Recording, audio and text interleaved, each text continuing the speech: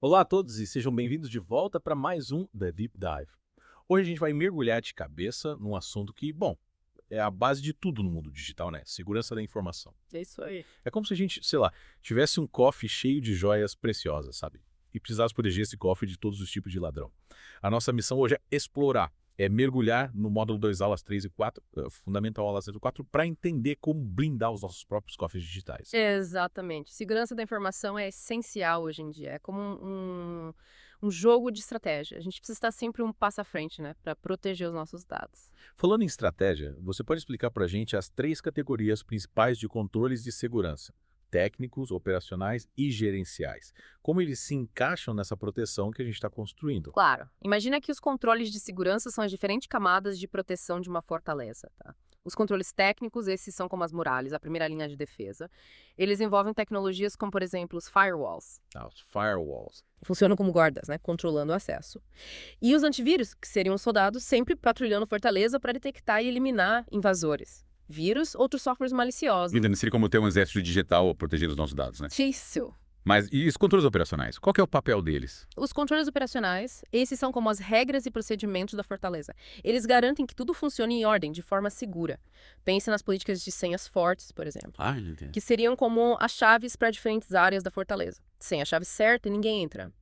E o treinamento de conscientização em segurança, esse também é fundamental, como se os soldados, né, estivessem sempre aprendendo novas táticas de defesa e como identificar as possíveis ameaças.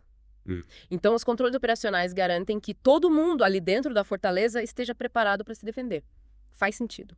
E a última camada, os controles gerenciais. Os controles gerenciais, esses são como os estrategistas da fortaleza. Eles que definem as políticas de segurança da informação, avaliam os riscos e garantem que tudo esteja alinhado com os objetivos de proteção. É como ter um general, né, comandando as tropas, decidindo as melhores estratégias para defender a fortaleza. Interessante. Então a gente tem as muralhas e os soldados, que são os controles técnicos. A gente tem as regras, o treinamento, que são os controles operacionais. Ok. E os estrategistas, os controles gerenciais. Todos trabalhando juntos para proteger os nossos dados. Mas como esses controles funcionam na prática, eles só bloqueiam as ameaças ou eles têm outras funções? Uma ótima pergunta. É? É aí que entram os tipos funcionais de controle de segurança. A gente pode dividir eles em 4 categorias: preventivos, detectivos, corretivos e outros. Os preventivos são como os guardas que impedem a entrada de intrusos, né? Um bom exemplo são os firewalls, que a gente já falou, que bloqueiam acessos não autorizados. E as senhas fortes, que a gente também já mencionou, que dificultam o acesso de pessoas não autorizadas a contas, sistemas. É importante que você, como usuário, sempre utilize senhas fortes e diferente para cada serviço online. Então os preventivos, eles são a primeira linha de defesa, tentando barrar qualquer problema antes que ele aconteça. E os detectivos, qual que é a função deles? Os detectives são como os investigadores da fortaleza, sabe? Buscando por qualquer sinal de perigo ou atividade suspeita. Eles não impedem a ameaça diretamente, mas eles alertam sobre a presença dela para que a gente possa tomar medidas. Pense nos sistemas de detecção de intrusão, o IDS, que monitoram a rede em busca de atividades suspeitas e emitem alertas. Outro exemplo são os logs, que são registros de tudo o que acontece no sistema. É como se a gente tivesse câmeras de segurança gravando tudo o que acontece na fortaleza para a gente poder analisar as imagens depois e identificar qualquer atividade suspeita. Então os detetives são como se fossem os nossos olhos e ouvidos ali dentro da fortaleza, né? Sempre atentos a qualquer sinal de perigo. Isso. Mas e se, mesmo com toda essa proteção, alguma coisa acontecer? É aí que entram os controles corretivos, certo? Exatamente. Os controles corretivos, esses são como a equipe de reparos da fortaleza, que entra em ação para minimizar os danos e restaurar a ordem após um incidente. Os backups, por exemplo, são cópias de segurança dos nossos dados, guardadas em um local seguro. Se os dados originais forem corrompidos ou perdidos, a gente pode usar os backups para recuperá-los. Pense nos backups como uma pólice de seguro para seus dados, garantindo que você não perca tudo em caso de um ataque ou acidente. Então os backups são tipo um plano B, né? Para garantir que mesmo em caso de desastre, a gente não perca tudo. E os planos de recuperação de desastres, ou DRP, eles também entram nessa categoria. Sim. Os DAP são como planos de evacuação na fortaleza, detalhando o que fazer em caso de incêndio, invasão ou qualquer outro evento catastrófico. Eles garantem que todo mundo saiba para onde ir, como agir, como retomar as atividades o mais rápido possível. Ter um DRP é essencial para qualquer organização, pois ele define as etapas para minimizar as perdas e garantir a continuidade do negócio em caso de um incidente grave. Uau! Com essas analogias, ficou muito mais fácil de entender como os diferentes tipos de controles de segurança trabalham em conjunto para proteger os nossos dados. Mas E os outros tipos de controles, o que seriam eles? Os outros tipos de controle são como medidas adicionais de segurança, sabe? Para reforçar a defesa da fortaleza. Por exemplo, controles físicos, como câmeras de segurança, sistemas de alarme e guardas, seriam como patrulhas que protegem a fortaleza fisicamente. Seria como ter guardas vigiando as muralhas, as portas, as janelas da fortaleza 24 horas por dia. Exatamente. Já os controles dissuasores são como avisos, placas, que indicam as consequências de invadir a fortaleza. Pense em avisos de propriedade protegida por alarmes ou câmeras de segurança em funcionamento, sabe? Eles não impedem fisicamente a invasão, mas podem fazer o invasor pensar 2 vezes antes de tentar algo. É como um aviso para os invasores, né, de que a fortaleza está bem protegida e que eles não vão se safar facilmente se tentarem algo. E os controles de compensação. Os controles de compensação são como medidas extras de segurança para reforçar pontos fracos na defesa. Imagina que a gente descobre uma brecha na muralha da fortaleza. Em vez de reconstruir a muralha inteira, a gente pode colocar guardas extras naquela área ou instalar armadilhas para proteger o ponto fraco. Então, seria como uma solução tipo temporária ou adicional para lidar com uma vulnerabilidade específica. Exatamente. A autenticação de 2 fatores é um ótimo exemplo. Se a gente desconfia que as senhas da fortaleza não são fortes o suficiente, a gente pode implementar a autenticação de 2 fatores, que seria como exigir que os soldados, além de apresentarem as suas chaves, também mostrassem um token especial para confirmar a identidade. A autenticação de 2 fatores adiciona uma camada extra de segurança, dificultando o acesso de invasores mesmo que eles consigam roubar sua senha. Show! Agora a gente já entendeu as categorias, os tipos de controles de segurança. Mas como saber quais controles são os mais adequados para cada situação? É como escolher as melhores armas e defesas para proteger a nossa fortaleza, né? Com certeza. O processo de seleção dos controles de segurança é crucial. Primeiro, a gente precisa fazer uma avaliação de riscos, que seria como os estrategistas da fortaleza, né? Estudando o mapa para identificar os pontos fracos, as rotas que os invasores podem usar, os tipos de ameaças que eles podem enfrentar. É como se a gente fizesse um diagnóstico completo da segurança da fortaleza, identificando as vulnerabilidades e os perigos em potencial. Entendi. E depois dessa avaliação, como é que a gente escolhe os controles mais adequados? Aí entram os especialistas em segurança da informação. Eles analisam os riscos, as necessidades de segurança e os recursos disponíveis para selecionar os controles técnicos, operacionais, gerenciais e funcionais que melhor se encaixam na estratégia de defesa. É importante lembrar que a segurança é multicamadas, então, idealmente, a gente deve ter uma combinação de diferentes tipos de controles, como se a gente estivesse protegendo a fortaleza com muralhas, guardas, armadilhas, sistemas de alarme, tudo mais que for necessário. E depois de escolher os controles, é só implementar e pronto? Ou tem mais alguma coisa envolvida nesse processo? A implementação dos controles é só o começo. Imagina que a gente construiu as muralhas, treinou os guardas, instalou as armadilhas, mas não testou se tudo está funcionando corretamente. Seria um grande risco, né? Por isso é fundamental testar os controles regularmente, como se a gente estivesse simulando ataques, para garantir que nossas defesas estão funcionando como esperado. Faz todo sentido. Testar os controles é como fazer um treinamento de combate, né? Para garantir que os soldados estejam preparados para o combate real. Mas e depois dos testes, a gente pode relaxar e achar que a fortaleza está 100% protegida. De jeito nenhum. O mundo da segurança da informação é dinâmico. As ameaças evoluem constantemente, assim como as tecnologias de proteção. Por isso, a revisão contínua dos controles de segurança é fundamental. É como se os estrategistas da fortaleza estivessem sempre atentos a novas táticas de invasão, novas armas, novas tecnologias de defesa, para garantir que a fortaleza seja sempre protegida contra as ameaças mais recentes. Então, a revisão contínua é como uma atualização constante do sistema de defesa da fortaleza, né? Adaptando ele às novas ameaças e tecnologias. Mas quais são os principais critérios para escolher os controles de segurança mais adequados? O que a gente deve levar em consideração na hora de decidir quais armas e defesas usar? A escolha dos controles depende de vários fatores, como os tipos de ameaças que a gente enfrenta, a sensibilidade dos dados que a gente quer proteger e os recursos que a gente tem disponível. Mas alguns critérios são sempre importantes, como a relevância dos controles para os riscos identificados.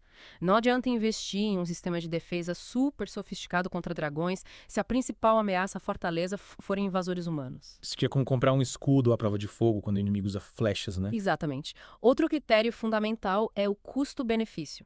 A gente precisa analisar se o custo de implementação e manutenção de um controle se justifica pelo nível de proteção que ele oferece. Então não adianta gastar todo o ouro do reino em um sistema de defesa que protege contra uma ameaça improvável, enquanto outras vulnerabilidades mais urgentes ficam desprotegidas, né? Perfeito. A gente também precisa considerar a conformidade regulatória, ou seja, se os controles que a gente escolheu atendem às leis e regulamentações do reino. Imagina a confusão se o rei decidir construir um fosso ao redor do castelo, mas essa construção for proibida pelas leis do reino. Seria um problemão. E a viabilidade técnica e operacional também entra na equação. Com certeza. Não adianta escolher um sistema de defesa super avançado que ninguém na fortaleza sabe operar ou que não é compatível com a estrutura da fortaleza. Então, eu preciso garantir que os guardas estejam treinados para usar as novas armas, que as defesas se encaixem na arquitetura da fortaleza. Exatamente. A seleção dos controles de segurança é um processo complexo que exige análise cuidadosa, planejamento estratégico e atenção a diversos critérios, mas é um passo fundamental para garantir a proteção do nosso tesouro digital. Caramba, quanta informação! A gente já aprendeu bastante sobre os diferentes tipos de controles de segurança e como escolher os mais adequados para proteger os nossos dados, mas ainda tem muito mais para explorar nesse universo da segurança da informação. É verdade. Na próxima parte do nosso mergulho, a gente vai desvendar as diferentes fontes de ameaças, como se a gente estivesse identificando os inimigos que querem invadir a nossa fortaleza. Não perca! Até a próxima parte, pessoal. E aí, pessoal, prontos para a gente desvendar os mistérios por trás das ameaças à segurança da informação? Com certeza. Na primeira parte, a gente aprendeu a construir a nossa fortaleza digital, né? Com diferentes tipos de controle de segurança. Agora a gente precisa conhecer os inimigos que querem invadir essa fortaleza, certo? Exatamente.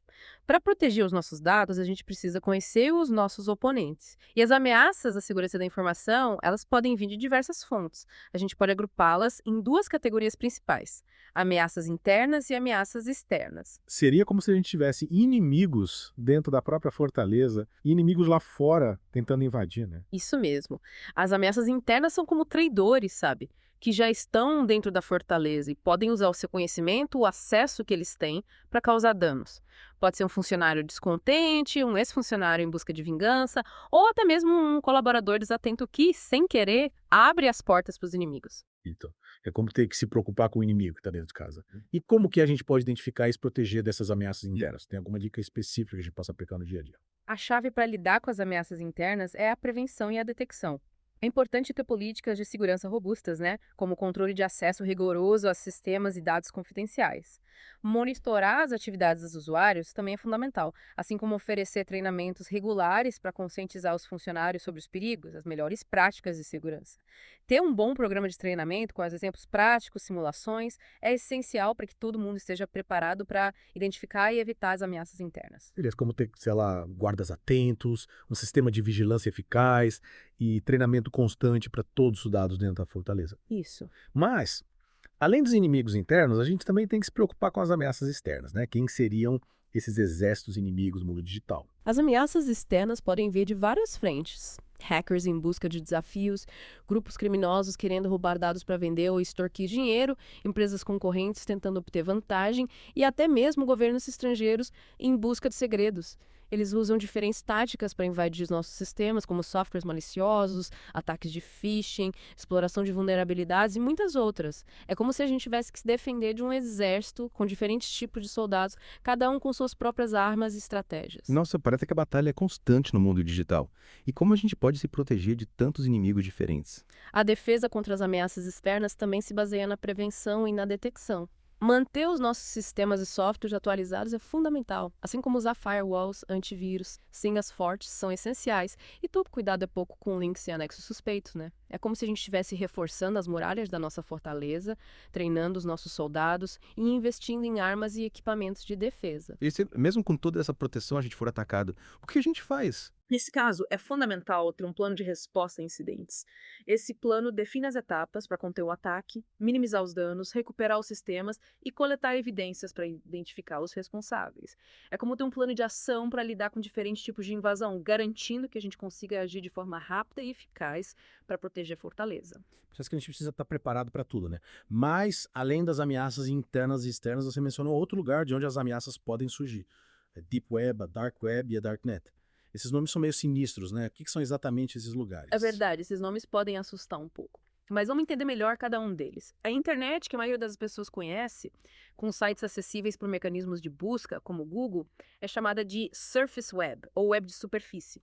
É como a ponta do iceberg, a parte visível, facilmente acessível. Mas, abaixo da superfície, existe um mundo muito maior, a Deep Web, que é como a parte submersa do iceberg. Interessante. E o que tem dessa parte submersa da internet? É tudo perigoso. Calma, nem tudo na Deep Web é perigoso. Ela é composta por sites e conteúdos que não são indexados pelos mecanismos de busca tradicionais. Isso inclui bancos de dados, intranet de empresas, fóruns privados e muitos outros conteúdos que não são públicos. Grande parte da Deep Web é usada para fins legítimos, como comunicação segura, armazenamento de dados confidenciais e acesso a informações restritas. Então, Deep Web é como uma parte da internet, tipo, mais reservada, com informações que não estão disponíveis para qualquer pessoa. Faz sentido. Mas e a Dark Web? Onde que ela entra nessa história? Dentro da Deep Web, existe uma parte ainda mais escondida, a Dark Web. Imagina a Dark Web como um labirinto secreto dentro do iceberg, acessível apenas por softwares especiais, como o Tor. Esse software permite navegar na internet de forma anônima, sem revelar o seu endereço IP, a sua localização.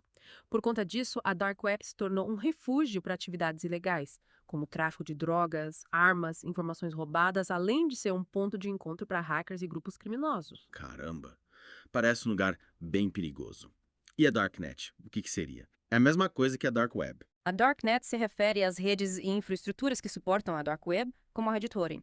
É como se fosse a estrutura que sustenta o labirinto secreto, permitindo que as pessoas se conectem e acessem os sites e serviços da Dark Web.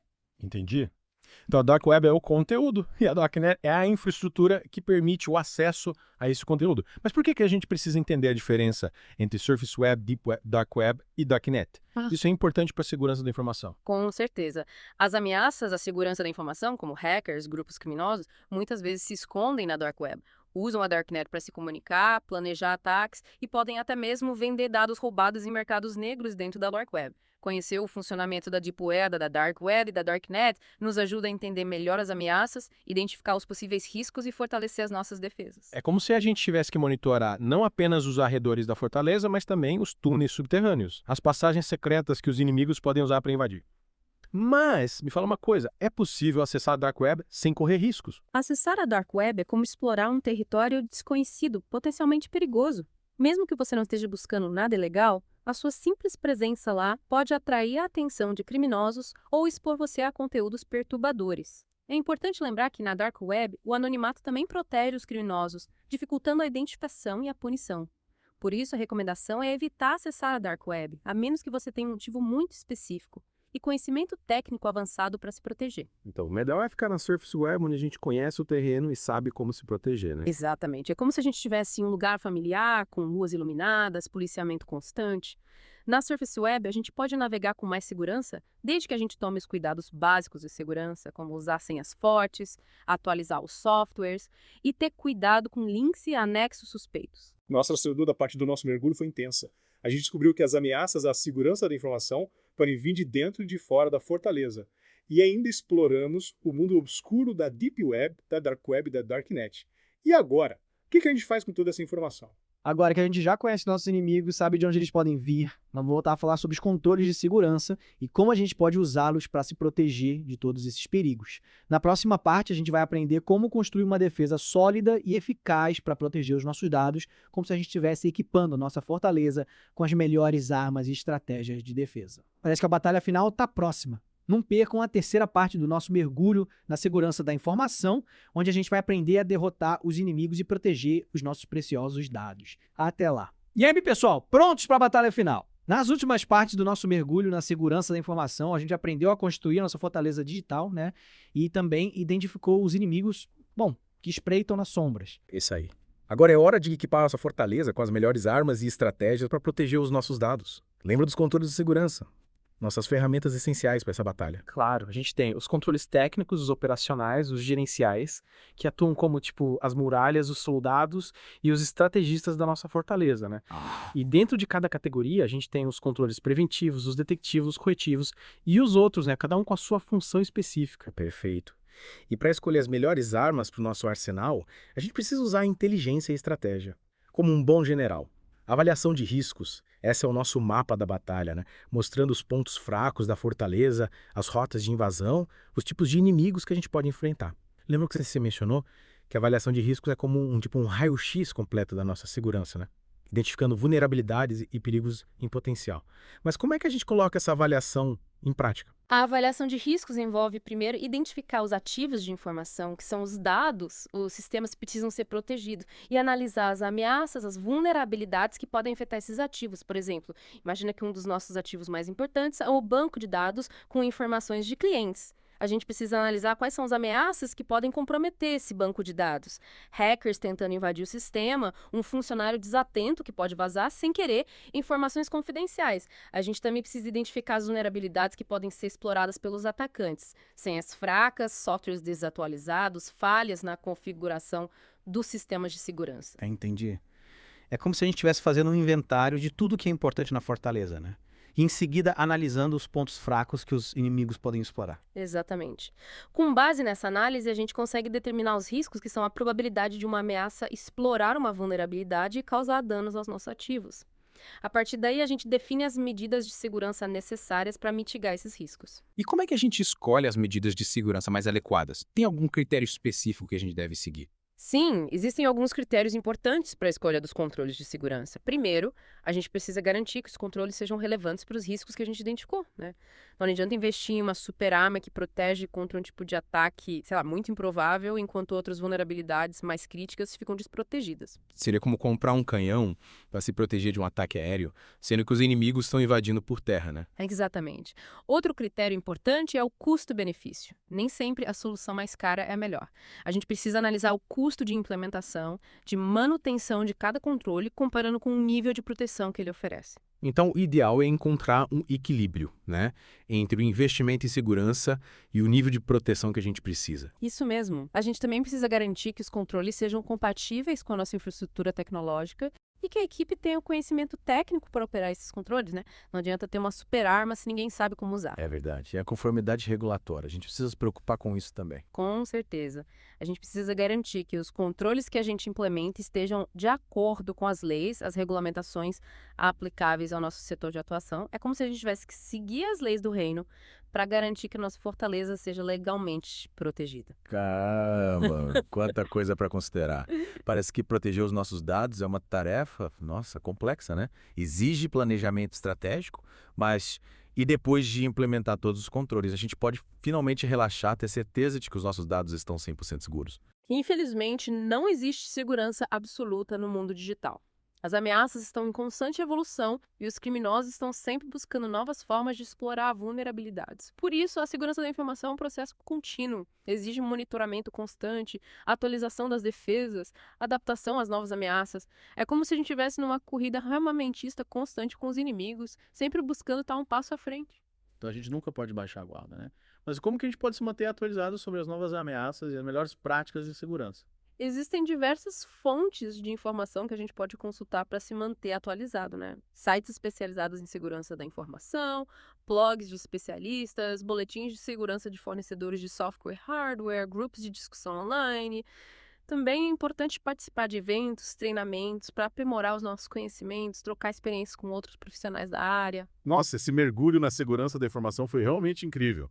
A gente aprendeu a construir uma fortaleza digital, identificou os inimigos, escolheu as armas, estratégias de defesa, e agora a gente sabe que a batalha nunca termina. É muita responsabilidade proteger os nossos dados, né? Com certeza. Mas com conhecimento, planejamento e atenção constante, a gente consegue construir uma defesa sólida, proteger os nossos dados dos ataques mais sofisticados. Lembre-se, a segurança da informação é uma responsabilidade de todos nós. É isso aí, pessoal. Esperamos que vocês tenham gostado do nosso mergulho na segurança da informação. E nunca se esqueçam. Proteger os seus dados é proteger a sua privacidade, a sua identidade, o seu patrimônio. Fiquem atentos, tomem os cuidados necessários e naveguem com segurança no mundo digital. Até a próxima, pessoal. E que a força esteja com vocês nessa batalha digital.